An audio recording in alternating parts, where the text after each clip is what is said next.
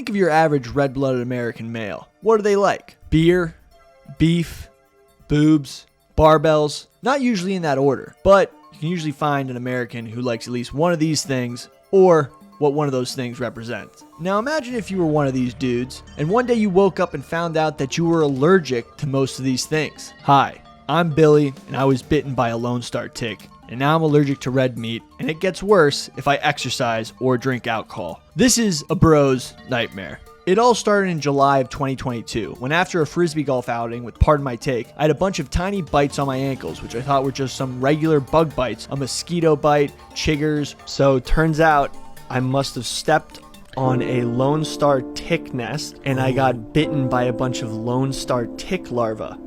Oh. Which, the good news is, it doesn't, the larvae don't transmit Lyme's or any tick-borne diseases, but they can give you an alpha-gal Hell yeah. allergy. Oh. So is that like a girl boss?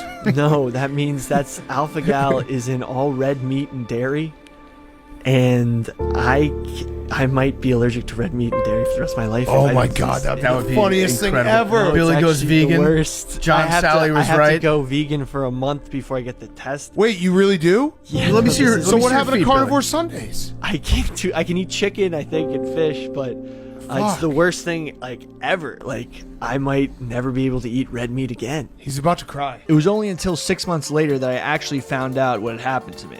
Now, there's a lot more worse things that you could have wrong with you health-wise, even from just a tick. But just stick with me here, because this one's kind of funny that someone who loves beef, loves to lift, loves drinking beers, literally got bit by a tiny bug and now can't eat a burger without wanting to itch his hands and feet off. So how does a tiny bug make you look like you've just done 12 rounds with Mike Tyson? Well, basically what happens is the Lone Star tick holds a sugar molecule called alpha-galactose, which is only present in hoofed mammals and not in apes like us human. What basically happens is that because this sugar is not present in apes, your body reacts to it as an outside invader, causing it to make antibodies to attack it at every turn it sees it. For some reason, in the past 10 years, this Lone Star tick has become much more widespread in the Midwest and the Northeast. The New York Times has recently written articles, the Daily Mail, and mainstream news is starting to realize that there's millions of people in America who's been bitten by this tick and are having reactions to dairy, red meat, pork, all sorts of stuff. I was prescribed an EpiPen and basically told to go fuck myself with a needle if I ever wanted to eat red meat again. I'll just go fuck myself. This was not the answer I was looking for, and as someone who thinks the worst action is inaction, I try to look for alternatives. And Western medicine didn't provide one, but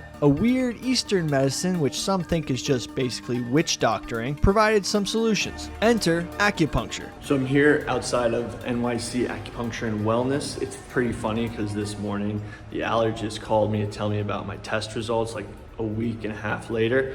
And they basically said there's no cure for alpha-gal and there's nothing you can do. Well, the worst action is inaction, and I'm taking action. I'm going to this acupuncture thing. Can't hurt. So hopefully I'll be able to eat red meat one day. What the fuck is this place? We're modulating your body's response, your histamine response, your response to the alpha-gal, right? So it's not that I'm curing and eliminating alpha-gal from your symptoms, from your body, right? Mm-hmm. We're modulating the response so that, you know, if you are getting hives, they're not going to be so extreme to the point that it's going to prevent you from being able to do your day-to-day life. At the acupuncture place, they did these weird tests with this machine, had me hold a metal rod while they put these glass vials into the machine. For Eastern medicine, there was a lot of machines involved, which I don't entirely understand the science behind. I don't know how they work. I just know that they do work. They were testing my allergies, and then they took this gun thing and put it to my ear to find a certain point. And once they found it, they stuck a tiny needle in and put some stuff on top of it. And I'm supposed to have this needle in my ear for about 3 weeks. I haven't gotten any rashes since then.